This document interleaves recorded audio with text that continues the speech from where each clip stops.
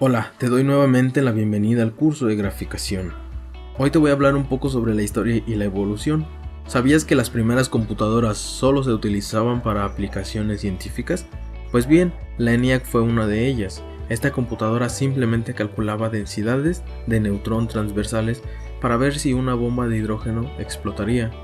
Los resultados se reportaban por medio de caracteres alfanuméricos que los usuarios examinaban. El primer videojuego de la historia fue creado en 1952 con el nombre de Oxo. Fue producto de la tesis doctoral de Alexander Sandy Douglas en la Universidad de Cambridge para demostrar que podría haber interactividad entre computadoras y seres humanos. Este juego es una versión del conocido 3 en raya.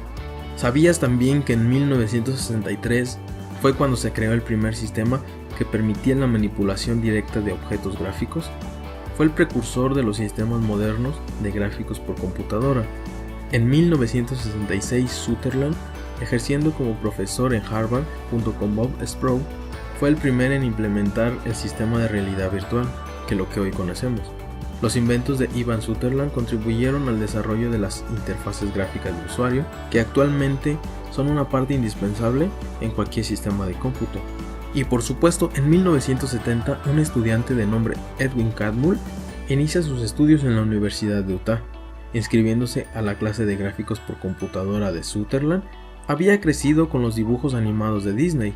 Él amaba la animación, aunque rápidamente se dio cuenta que no era bueno para dibujar. Pero Catmull no paró ahí, vio que las computadoras eran la evolución natural de la animación y que quería ser parte de esa revolución.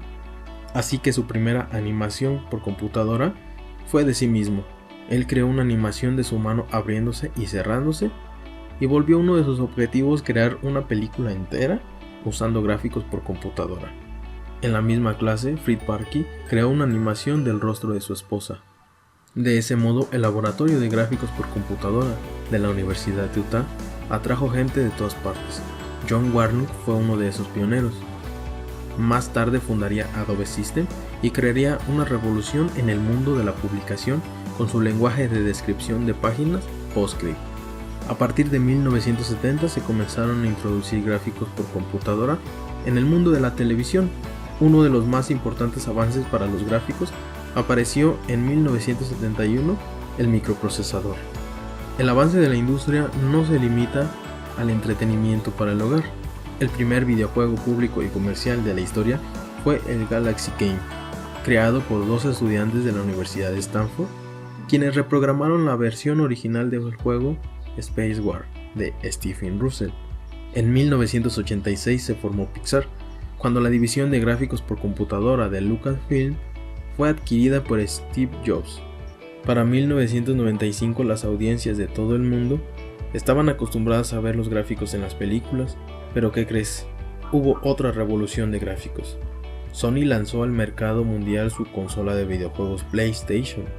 Hasta entonces, las llamadas consolas de videojuegos solamente podían manejar gráficos 2D, pero el PlayStation contenía un chip además del CPU de 3D acelerado por hardware capaz de dibujar 360.000 polígonos por segundo, algo bastante sorprendente. En 1996, 3D acelerado por hardware se convirtió en la frase de moda y al menos dos fabricantes sacaron al mercado aceleradores gráficos para PC. Sin embargo, esto no era tan interesante, ya que prácticamente fueron inútiles. En 1997 la industria de los videojuegos experimentó de nuevo una revolución. Esta vez fue el acelerador 3DFX Voodoo. Este chip aplastó por completo la competencia con su increíble y extremadamente práctico desempeño en 3D. Pues bien, hasta aquí la graficación, su historia y evolución han sido bastante interesantes. Para concluir, ¿sabías que como dato curioso, la película Spider-Man 3 de 2017, Sony Pictures, usó el software Autodesk Maya para la animación 3D, modelado, texturizado y combinación de movimientos de los personajes, así como sus efectos visuales que fueron utilizados prácticamente el 80% de las tomas realizadas por el estudio? Pues como ves, los gráficos en 2D y 3D se utilizan en todo, no nada más en el desarrollo de software. Prácticamente lo estamos enfocando al desarrollo de software, así que solo te platiqué sobre la historia y evolución. Pues hasta aquí ha sido todo, espero que te haya gustado un poco sobre la historia y evolución, que tengas un excelente día y nos vemos en la siguiente clase.